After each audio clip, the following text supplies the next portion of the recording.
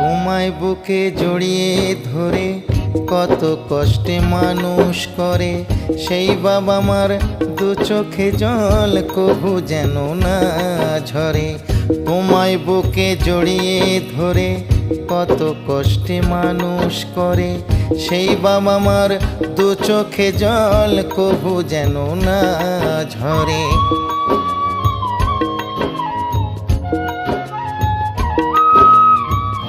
এই পৃথিবীর মাঝে আসা ওই বাবা মার জন্য, তাদের চরণ করলে এই পূজা জন্ম হবে ধন্য।